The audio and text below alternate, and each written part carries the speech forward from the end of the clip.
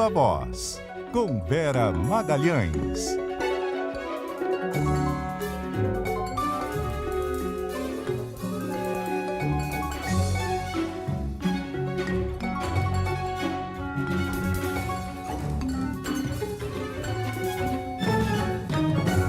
Vera Magalhães, muito boa noite, tudo bem? Oi, Débora, boa noite para você, para Carol, para todo mundo que está ouvindo e assistindo Viva Voz no ar.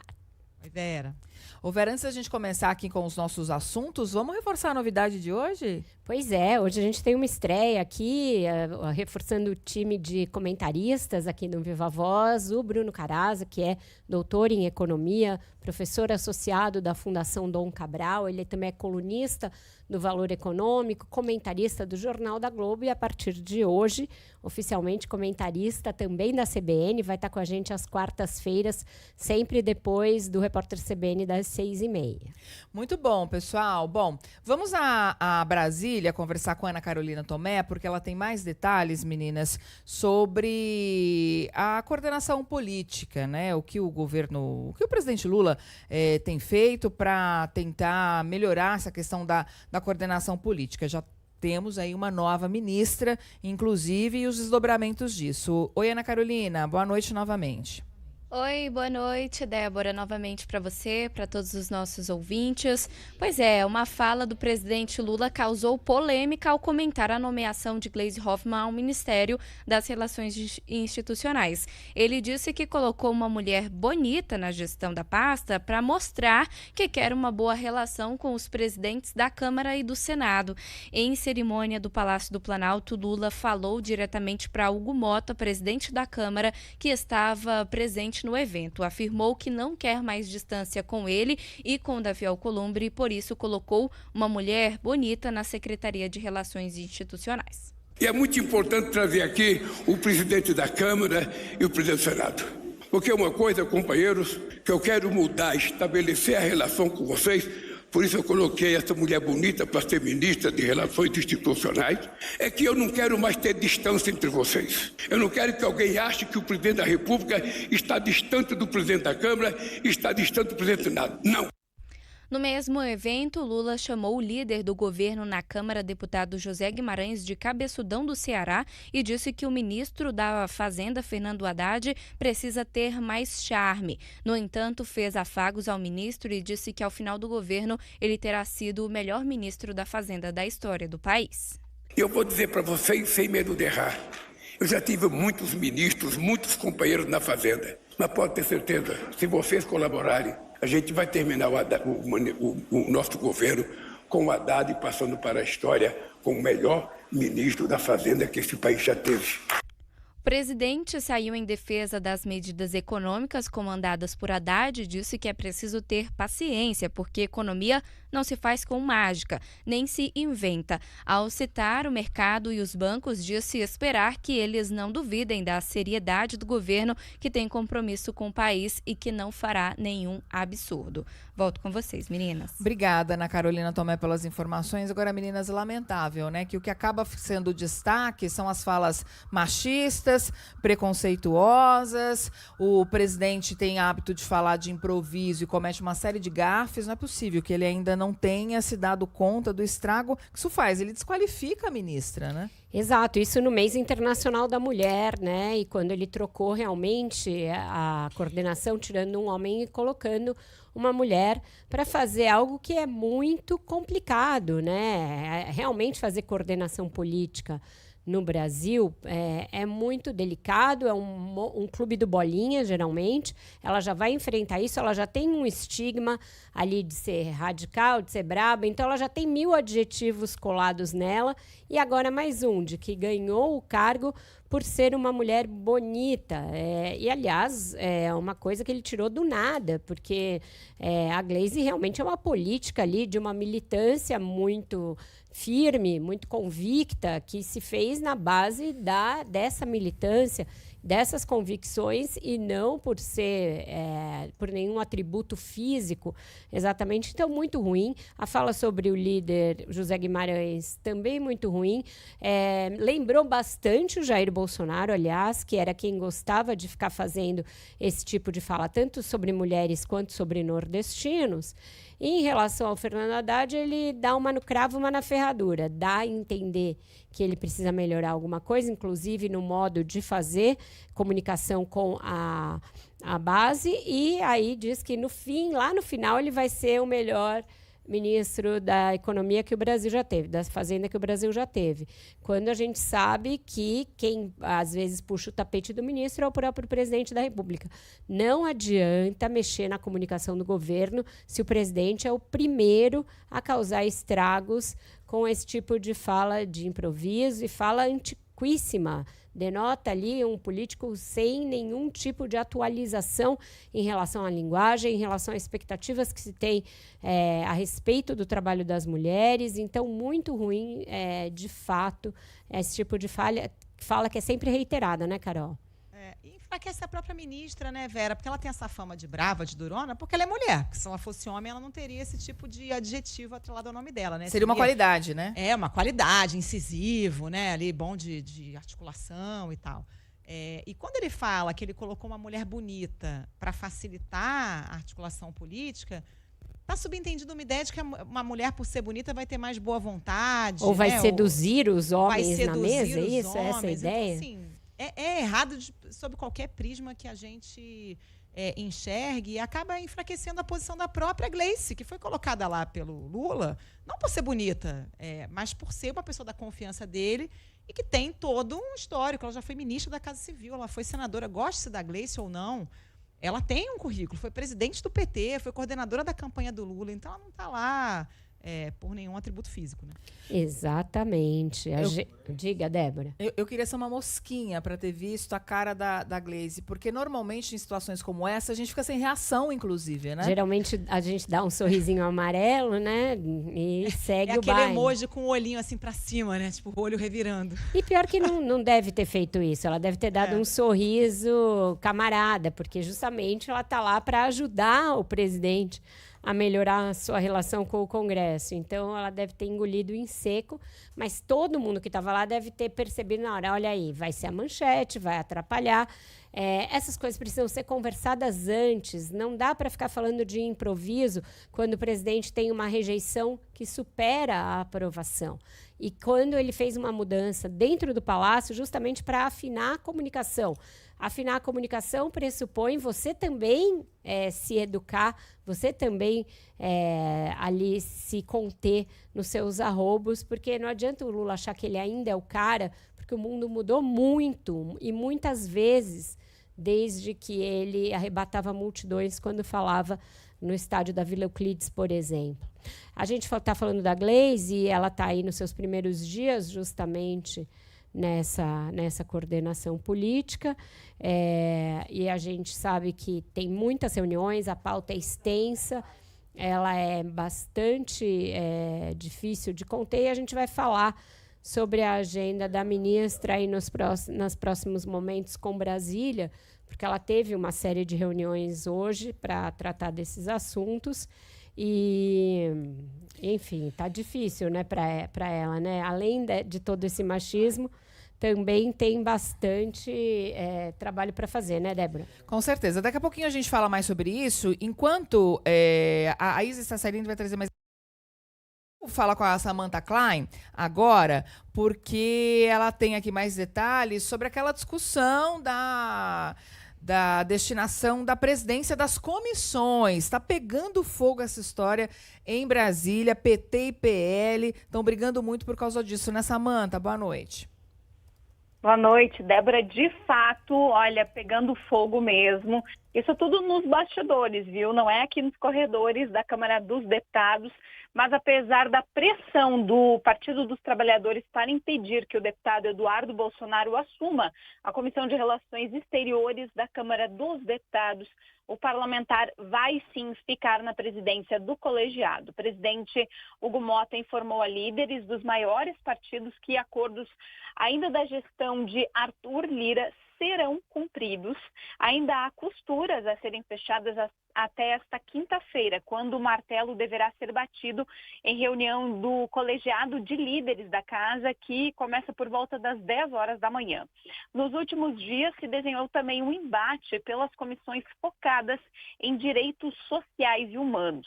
O líder do PL, Sóstenes Cavalcante, afirmou que o tema relacionado ao deputado Eduardo Bolsonaro está pacificado.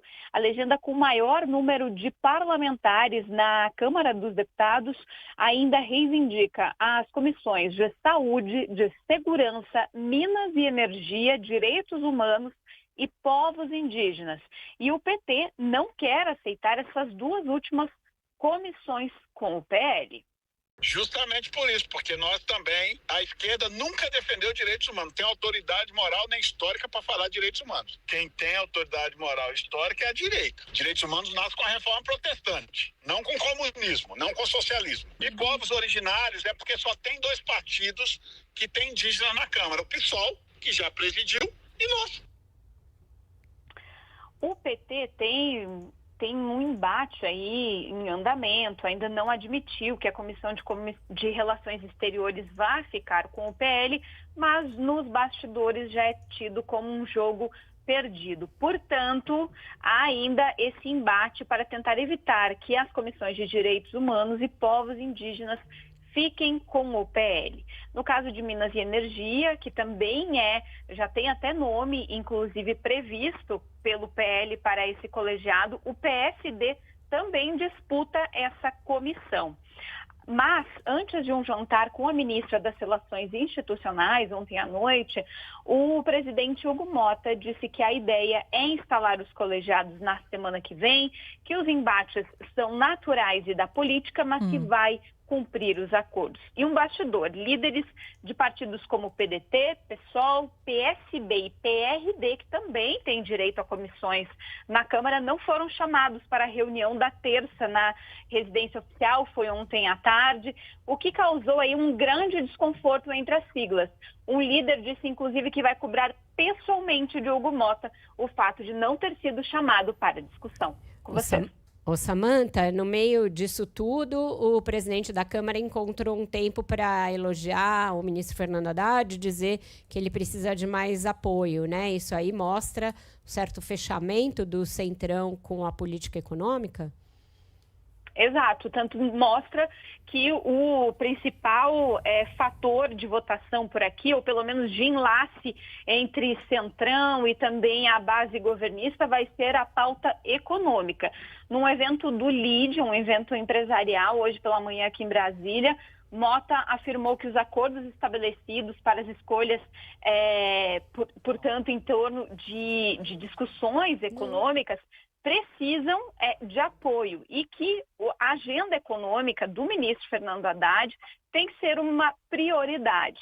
Ele afirmou que o próprio governo Lula acabou criando resistências às propostas do ministro, mas que elas precisam ser vencidas.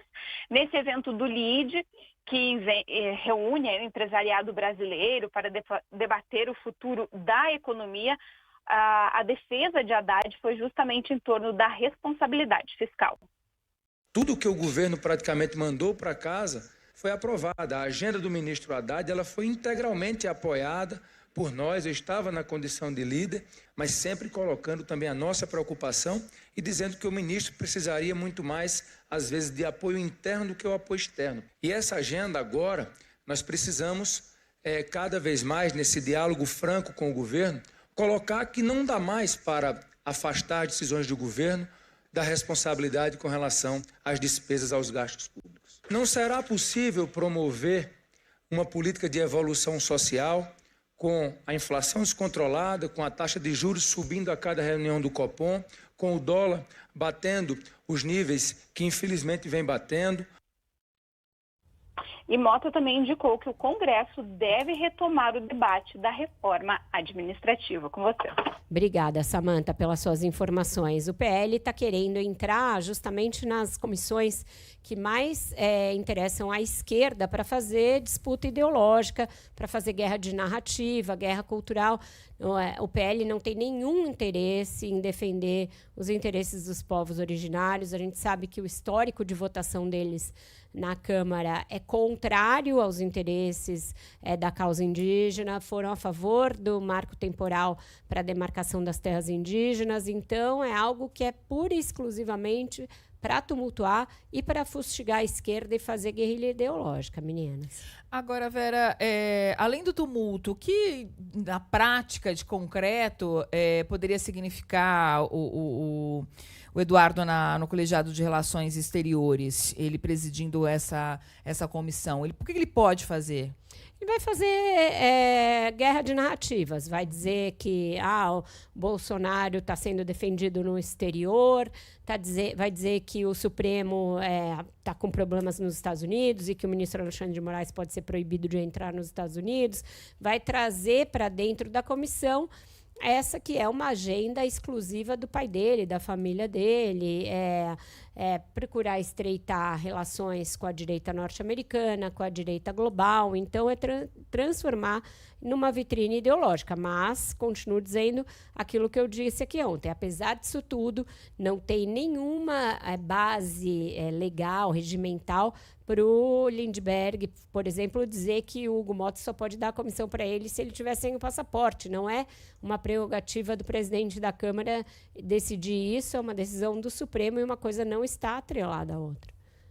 Gente, a gente tem um contato agora com a Isa Staciarini em Brasília para falar sobre as reuniões, essas primeiras movimentações da Gleice Hoffmann e a tentativa aí de destravar o debate sobre o orçamento, né, Isa? Boa noite para você.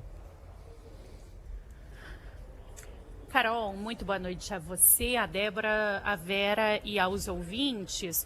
O governo decidiu fazer uma verdadeira ginástica, essa é a melhor palavra para definir, para conseguir destravar o orçamento. Essas reuniões da ministra da Articulação Política, Gleisi Hoffmann, aconteceram durante todo o dia de hoje, envolveu também a presença até do ministro da Casa Civil, Rui Costa, com líderes tanto da Câmara quanto do Senado, com a presença também do presidente do Congresso, Davi Alcolumbre. E o que ficou definido para o governo conseguir, enfim, fazer esse orçamento ser aprovado na semana que vem?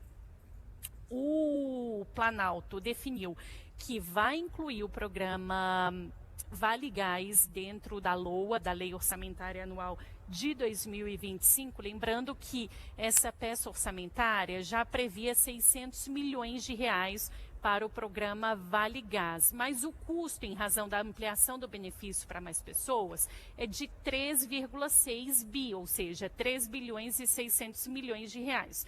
Então, martelo batido, o Planalto vai incluir os 3 bilhões restantes que faltam em razão dessa elasticidade, né, da ampliação do pagamento do programa. E quanto ao pé de meia, isso vai ser feito dentro de uma lógica programada. O que isso significa?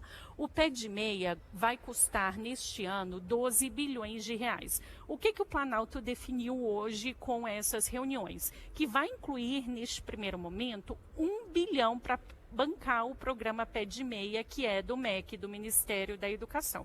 Só que vão faltar 11 bi, porque o custo total é de 12 bilhões de reais.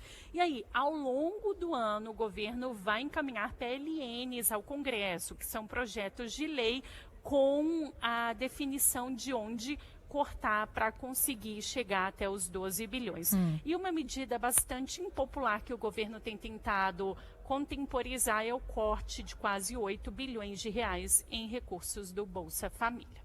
Eu volto com vocês. Obrigada, Isa. Fala, Vera. Pois é, tá difícil votar o orçamento. Não me lembro nos anos recentes ter demorado tanto para votar. Era uma prática antiga essa de estender e nunca votar o orçamento, que tinha sido eliminada nos últimos anos. A gente vinha aí de vários anos em que o orçamento ou era votado no máximo até dezembro ou no comecinho do ano. Isso prejudica a execução de vários programas, mas, por outro lado, ajuda um pouco o Ministério da Fazenda a apertar o cinto nesse início de ano e fazendo um superávit. Então, ele vai deixando de fazer desembolsos que seriam feitos se o orçamento já tivesse sido votado, e só pode liberar aquelas parcelas fixas referentes a 1/12 por mês até que o orçamento seja votado. Então, com isso, o Haddad consegue ir fazendo o resultado fiscal dele. Mas é um sinal de desarranjo político, justamente o fato de você não conseguir colocar os programas que você mesmo criou dentro do orçamento que você mesmo mandou para o Congresso, né? E muitas vezes essa discussão do orçamento, Vera, parece muito distante da gente, porque a população em geral não acompanha essas discussões, né? Quer ver o projeto, o programa finalizado ali, com resultados. Acho que você elencou bem aí as consequências da gente não ter esse orçamento aprovado nessa altura do campeonato. A gente está em março de 2025, né? Agora, como é que a gente se apropria mais desse assunto? Pois é um assunto muito técnico. Você veja que mesmo quando a gente tenta ser didático a respeito, a gente acaba resvalando um pouco nessa tecnicalidade, quando fala, manda um PLN, manda um suplemento para cá, 1/12 para lá, realmente é uma coisa que passa muito fora do radar do público em geral, que é aquele que é o beneficiado pelas políticas públicas que são as que estão dentro do orçamento. Muito tempo atrás, a gente teve uma tentativa de fazer o orçamento ser algo mais participativo, né? Então, tinha ali discussões sobre orçamento participativo, principalmente em prefeituras, mas essa é uma prática que foi sendo abolida a partir dos anos 1990 para o fim, e hoje em dia são poucas as prefeituras que ainda fazem essas assembleias para discussão das prioridades, para que a população eleja essas prioridades e discuta. Hoje em dia é algo que foi apropriado muito pelos parlamentares, porque as emendas viraram o mecanismo deles para se reelegerem, e pela tecnicalidade. Então, o munícipe, enfim, o brasileiro, o cidadão, eles passam ao largo da execução dessas peças orçamentárias, Débora. E com isso, o Congresso fica responsável por praticamente 1/5, né, do orçamento. Hoje em dia foi crescendo paulatinamente e é um percentual muito elevado, recorde. E cada legislador, cada parlamentar ali olhando para o seu cantinho, né?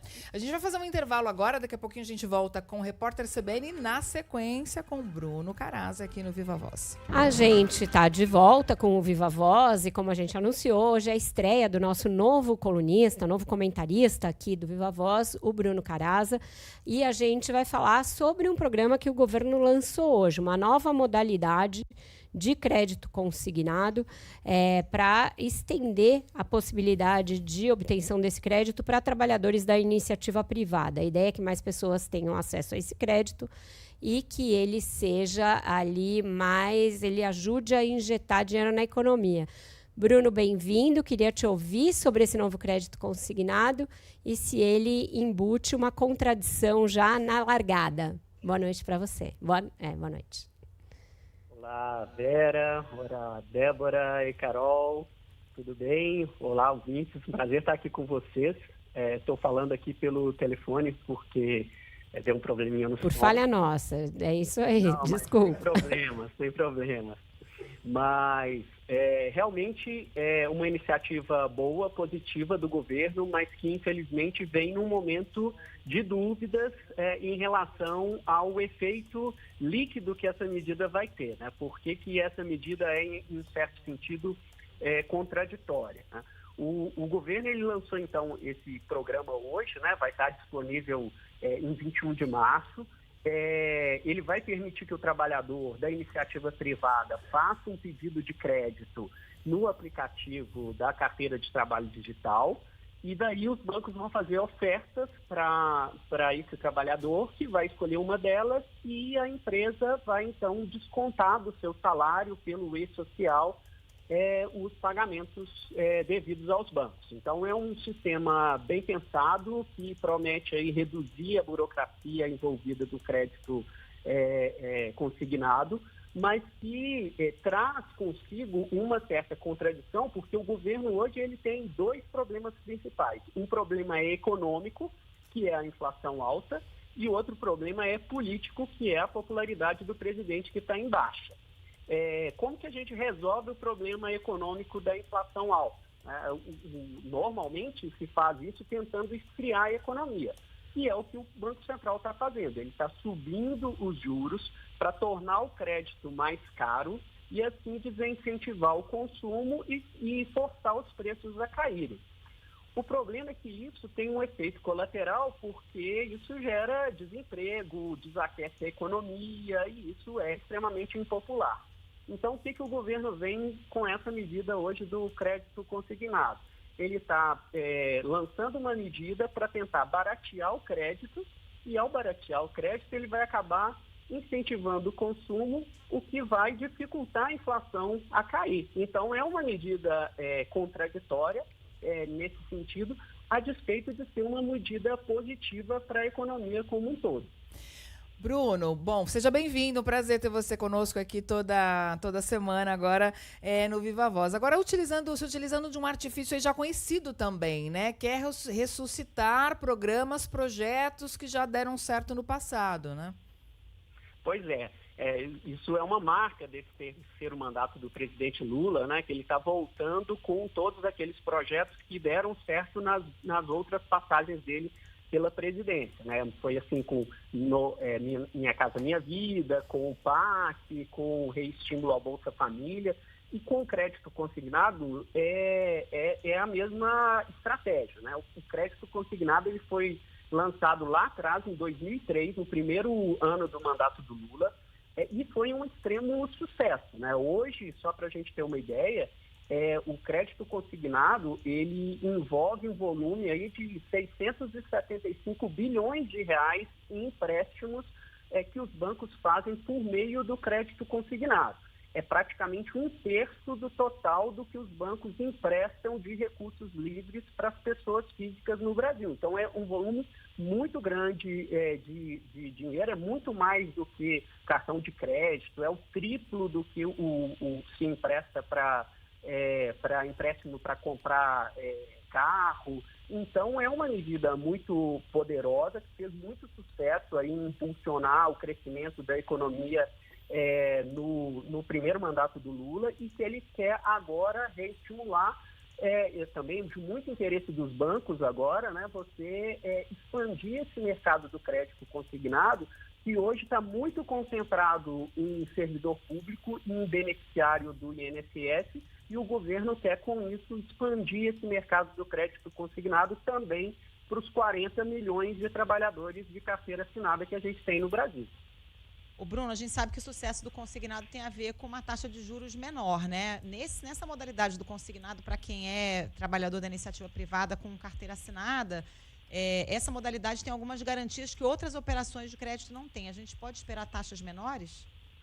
Pois é, Carol, banco a gente sabe, né? O banco empresta dinheiro pensando em receber o dinheiro de volta algum dia, né? Então, quanto maiores as garantias que se dá numa operação de crédito, menores tendem a ser as taxas de juros.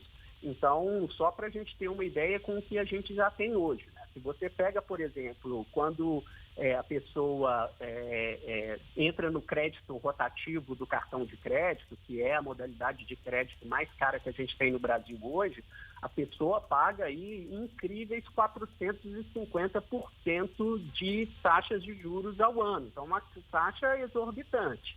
Se a gente pega, por exemplo, uma pessoa que deixou a conta bancária ficar no vermelho, e entra no cheque especial, a taxa de juros aí é 130% ao ano. Então, é muito, muito grande essa taxa. O que o crédito consignado faz?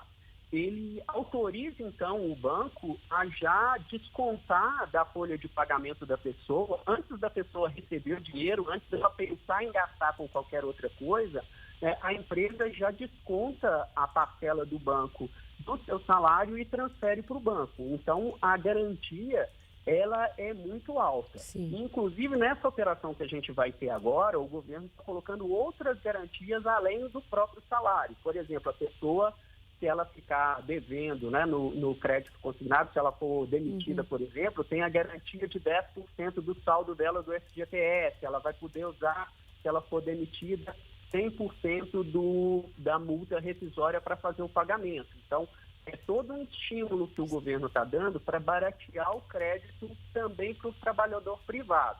Só para a gente ter uma outra medida disso, o crédito consignado hoje, enquanto essas outras modalidades pagam 450%, 140% ao ano, crédito consignado hoje para trabalhador privado hoje está gerando em torno de 40% ao ano. Então, é um crédito que tem mais garantia e que assim se torna muito mais vantajoso. E o governo, inclusive, está querendo estimular que essa taxa caia ainda mais, porque por meio dessa plataforma do E-Social, a gente já tem cadastrado aí 80 instituições financeiras que estão de olho nesse mercado, que tende a ser um mercado de algumas centenas de bilhões de reais. Então, tende a ter uma concorrência grande por esse mercado, e a esperança do governo é de fazer essa taxa de juros cair. O problema é que a gente não sabe o quanto que isso vai impactar com a inflação aí para os próximos meses, né? Mas o governo está tentando se equilibrar nessa corda bamba entre inflação, crescimento e popularidade. Esse é o segredo, parece ser o segredo desse Lula 3, né? A dose certa desse esquenta e esfria. A gente ainda vai falar muito sobre isso aqui no quadro com você, Bruno. Muito obrigada. Como a Débora disse, muito bem-vindo. Vai ser muito bom poder contar com esse seu olhar sobre a economia aqui com a gente, desvendando para a gente esses meandros. Até a semana que vem. Valeu, gente. Obrigado pelo convite. Tchau. Obrigada, tchau. A gente faz agora o intervalo? Vamos para mais um intervalo e a gente volta já com mais Viva Voz. 6h47 agora. Há pouco conversávamos aqui com o Bruno Caraza, né, meninas, sobre a possibilidade do consignado para quem é CLT impactar na inflação. Inflação que já está altíssima. Tivemos a maior inflação de fevereiro nos últimos 22 anos. Mariane Lino traz mais detalhes aqui para a gente. Boa noite novamente, Mariane. Olá, Débora. Boa noite a você, Vera, Carol. A inflação oficial do país acelerou para 1,31% em fevereiro, o maior índice para o mês em 22 anos. Na alimentação, o ovo de galinha registrou o maior aumento de 15,39%. O pó de café, também muito consumido pelos brasileiros, ficou 10,7% mais caro. Os dados são do IBGE, do Índice Nacional de Preços ao Consumidor Amplo, o IPCA. Outros itens com crescimento acima dos 10% foram melancia, coentro e mamão. Manga, pepino, couve e brócolis também integram essa lista de vilões no setor de alimentação. Ao todo, os preços dos alimentos acumulam alta de 0,7% em fevereiro, diante da preocupação do governo federal desde o fim do ano passado. Alguns produtos ajudaram a segurar o aumento, entre eles o abacate, com deflação de 26%, e o limão, com redução de 12% no preço. Outros itens que ficaram mais baratos foram a batata inglesa, o arroz e o leite. A energia elétrica residencial foi o principal responsável por puxar a inflação para cima, com alta de 16,8% após o fim da incorporação do bônus de Itaipu, que concedeu descontos em faturas no mês de janeiro. Essa disparada da inflação já era esperada pelo mercado, que previa que o IPCA fosse de 1,35%, segundo o último boletim Focus. No acumulado dos últimos 12 meses, a inflação chegou a 5,06%, acima do teto da meta para 2025, que é de 4,5%. Volto com vocês. Obrigada, Mariene. É um dado que acende um alerta, né, Vera? Ainda que a gente tenha que fazer a ressalva de que teve o bônus de Itaipu nas contas de energia no mês passado, e, portanto, agora a conta de luz acelerou, tem uma inflação disseminada aí em vários setores da economia, né?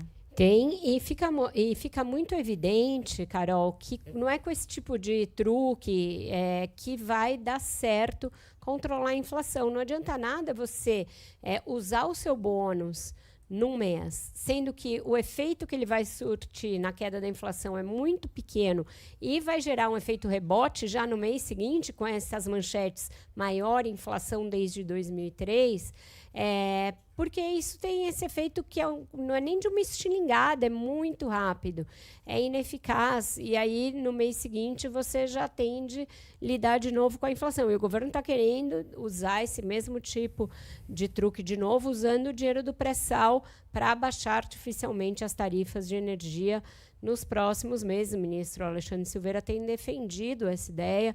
Também não vai ser algo duradouro. A Dilma Rousseff fez isso no governo dela, baixar artificialmente o preço da energia elétrica. Foi um desastre.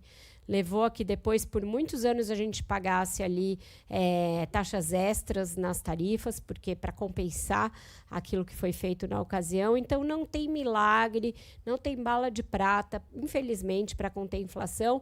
E é por isso, e não porque o Banco Central é um vilão, é malvado, é sádico ou qualquer outra coisa, que as taxas de juros estão altas, porque existe uma necessidade de manter a inflação sob controle, porque inflação descontrolada come toda a renda que as pessoas estão tendo a mais, come o ganho do salário mínimo, come todas as outras políticas de inclusão e de aumento da renda que a gente tem. O governo sabe disso, o Lula sabe disso, ele se beneficiou do controle da inflação duradouro nos seus governos anteriores, e é isso que se precisa buscar, uma inflação controlada, mas de uma maneira orgânica e não artificial. E mais cedo, quando a gente falou desse assunto aqui, Vera, muitos ouvintes mandaram mensagens citando a conta de luz, né? E o ar-condicionado, no verão, acaba sendo o grande vilão. Mas, por outro lado, como é que a gente passa por uma situação como essa, aquecimento global, né, Carol? Sem o ar-condicionado. Não tem como. Sem contar o preço do ovo. Tava contando aqui que lá em casa, são pelo menos 3 ovos por dia. Ainda é pouco, viu? Porque tem ouvinte aqui dizendo que come muito mais. Café não tem como a gente ficar sem. Tá difícil. Eu não consigo, nem funciona. Meu cérebro nem engrena de manhã sem café, mas está muito caro. Muita gente relatando dificuldades para comprar esses itens. E são itens, no caso do café, é um item que o Brasil exporta, não vai deixar de exportar, porque a carência por esse insumo é global e, portanto, os exportadores estão num bom momento para exportar café. Então, é difícil. Não tem, mesmo essa redução da da tarifa de importação, tem ali um efeito muito residual no preço final, porque o Brasil é autossuficiente na maioria desses alimentos que está caro. Então, não vai ser... Pode ter um efeito para o trigo, para o arroz, eventualmente, ali, para produtos, mas vai ser um efeito marginal no preço final. E no caso da energia, tem muito subsídio também, né, Vera? Você ficar discutindo usar recurso público para baixar a tarifa de energia, de certa forma é artificial também, porque, no fundo, a gente está pagando de qualquer jeito, né? Se não for na conta, a gente está pagando via dinheiro do Tesouro. Não tem receita mágica para reduzir o custo, né? Não tem. A gente está falando aqui um pouco de tarifa de importação, tarifa disso, daquilo, e esse é um dos grandes assuntos da pauta mundial, porque o Donald Trump está brincando com esse assunto. A cada dia ele anuncia um vai e vem de tarifas. Está chegando um momento em que elas vão, de fato, impactar o Brasil, e o governo está discutindo como vai lidar com essa situação, né, meninas? Inclusive, o governo brasileiro divulgou uma nota oficial hoje lamentando a decisão tomada pelo governo norte-americano de levar para 25% as tarifas sobre as importações de aço e de alumínio dos Estados Unidos.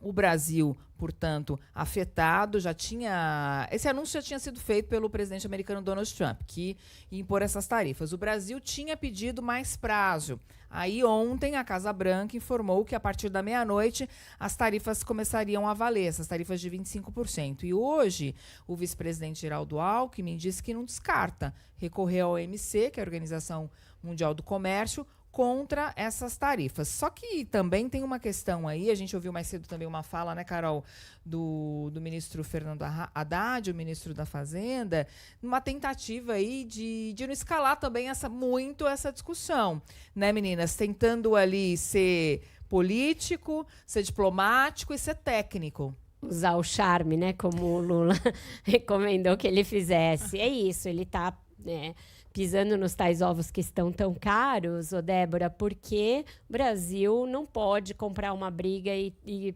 partir para uma coisa de falar grosso, simplesmente, com o Donald Trump, porque ele tem gostado desse tipo de coisa. Ontem, com o Canadá, ele escalou, falou que vai sobretaxar em 50% o aço e o alumínio para o Canadá, porque eles tinham anunciado uma tarifa de energia mais alta para os Estados Unidos. Então, isso é tudo que ele quer para manter essa retórica belicista que ele adotou. Hoje, na minha coluna do Globo, eu falei um pouco dessa questão de como o Trump está rapidamente queimando muitas pontes, assustando os próprios investidores, os industriais, o pessoal do agronegócio dos Estados Unidos, os republicanos que já começaram a pedir para ele não fazer essas coisas todos os dias, etc. E como o Brasil pode, se souber, se tiver ali um bom manejo dessa crise, tirar vantagens disso em vários planos. Lula pode tanto voltar a ser um ator global para uma discussão para como o mundo enfrentar esse trem desgovernado, quanto aqui internamente isso pode ter um efeito bem didático e bem educativo para o eleitor, de olha, você está reclamando do governo, você está insatisfeito com isso e com aquilo, mas de um governo que opera dentro da normalidade. A gente está falando de inflação, a gente está falando de problemas de coordenação política, até mesmo de uma retórica antiga e condenável por parte do presidente da República, mas a gente não está falando de um governo que comete maluquices todos os dias, como é o governo do Donald Trump. Então, isso, para efeito comparativo, pode jogar um pouco de balde de água fria sobre aquela direita que achava que iria voltar com tudo em 2026, entre outras razões, pelo sucesso do Donald Trump. A gente tem visto a alternância de poder em ritmo bem acelerado no mundo, mas diante disso tudo que o Trump está promovendo, a gente pode ter um efeito de, opa, será que é o caso da gente voltar com algo dessa natureza, populismo dessa natureza e um extremismo à direita dessa natureza? Então, se o governo for sábio e não forçar muito, não esticar muito a corda com o Trump, eu acho que a gente pode navegar nessas águas turbulentas com um menor prejuízo. E aí o Haddad, eu acho que está pensando mais ou menos dessa maneira também, tentando esfriar as coisas para que o Lula não caia numa tentação que é muito dele, de ficar batendo boca. Porque ele também gosta no microfone, a gente viu que ele gosta de falar de improviso e de bancar o durão. E aí esse seria o pior dos mundos para a gente.